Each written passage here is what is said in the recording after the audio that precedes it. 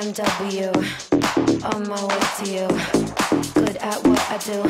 I'm OMW, OMW. Bonjour à tous, c'est Magnum. Alors j'espère que le son ira bien. Petite vidéo rapide parce que j'ai vu passer une petite news hier soir en faisant le montage de la dernière vidéo. Alors d'ailleurs, pour ceux qui ne l'auront pas vue, je vous la mets ici. Allez la voir, une vidéo intéressante sur l'hivernage des motos puisque c'est une vidéo de saison. Et donc j'étais en train de faire mon montage et j'ai vu une petite info qui est passée un petit peu inaperçue. Je ne l'ai pas vu énormément sur les réseaux. Une info concernant les possibilités d'avoir enfin une Varadero 125 nouvelle génération. Alors en effet, Honda nous a fait saliver avec le concept de la Honda CB 125X et pour l'instant on n'avait aucune nouvelle. Et là hier j'ai vu passer une info que vous pouvez retrouver sur internet sur plusieurs sites spécialisés moto. Une info concernant une sortie en Chine, mais cette sortie d'une moto chinoise est très intéressante. En effet, Honda vient de sortir en Chine deux modèles très prometteurs et qui peuvent préfigurer un renouveau des trails 125, en tout cas chez nous en 125 des trails Honda. Il s'agit de la Honda CRF 190 et la Honda CB 190X. Alors ces deux concepts sont très intéressants car on est véritablement sur des petites cylindrées. Donc toutes les deux sont mues par un moteur monocylindre de 184 cm3. Ce moteur en l'état ne pourrait pas passer de toute manière les normes européennes Euro 5 qui viennent d'être mises en place. Mais par contre, comme vous pourrez le voir en regardant les images, ce sont des motos sur lesquelles il serait facile d'adapter le moteur actuel de la CB125R, le monocylindre de 15 chevaux Euro 5, puisque pour tout le reste, il suffirait de garder en l'état les motos telles qu'elles le sont.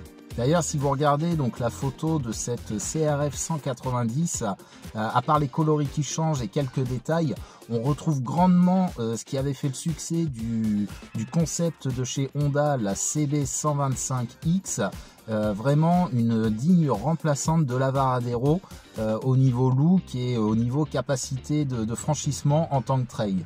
Alors, on en sait très peu sur ces deux modèles qui sortent là donc au niveau du marché asiatique. Les spécificités du moteur, j'ai envie de dire à la limite, on s'en fiche puisque si elle devait sortir en 125, ce serait les spécificités du modèle CB125R, je pense qui serait repris, le mono de 15 chevaux. Mais on peut déjà se rendre compte en regardant les photos et sur le peu d'informations qui circulent qu'elle serait dotée d'une roue avant de 19 pouces et d'une roue arrière de 17 pouces, une hauteur de selle ma foi assez haute et un style vraiment trail affirmé comme a pu l'être la Varadero à son époque. Alors pourquoi cette information est importante? Parce que vous allez me dire, c'est bien, elles sortent sur le marché chinois et elles sont mues par un 184 cm3. Pourquoi nous en parle-t-il?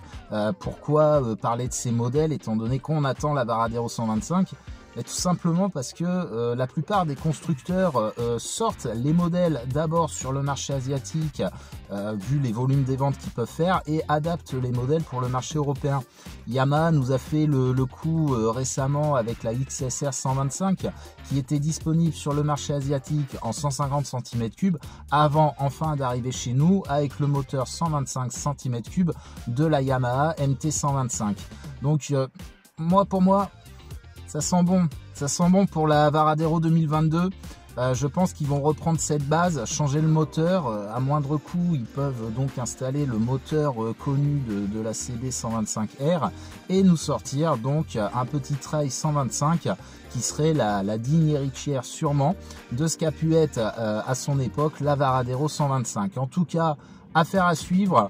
Moi je pense que les chances d'avoir cette moto qui sort chez nous incessamment sous peu sont de plus en plus grandes. Ils savent qu'il y a une demande concernant le marché des trails. Donc voilà, je trouve que cette information, je comprends pas pourquoi elle est passée comme ça en catimini. Je trouve que c'est une information très importante et ça sent bon pour enfin une Varadero 125, j'ai envie de dire modèle 2022. Voilà, c'était Magnum, j'étais en déplacement, j'avais juste un petit peu de temps pour vous faire cette vidéo. Je trouvais que cette information était importante à vous communiquer. Je sais qu'il y a de nombreux passionnés qui attendent donc la sortie d'une héritière à cette Varadero 125. Je ne manquerai pas, si je vois d'autres informations passer, je ne manquerai pas de vous informer de toutes nouvelles données concernant ces modèles.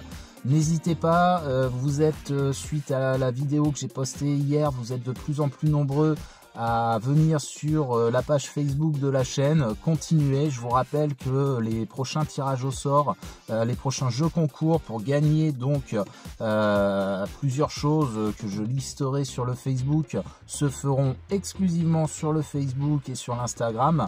Je vous remercie d'avoir regardé cette petite vidéo. Je ne manquerai pas donc de vous informer des nouvelles venant de cette future et hypothétique Varadero 2022. Je croise les doigts, mais je pense que là, ça sent bon, comme je disais, ça sent très très bon. Je pense que là, on va y avoir le droit. Donc c'était Magnum, continuez, likez, abonnez-vous, diffusez, prenez soin de vous. Je vous dis bye à tous.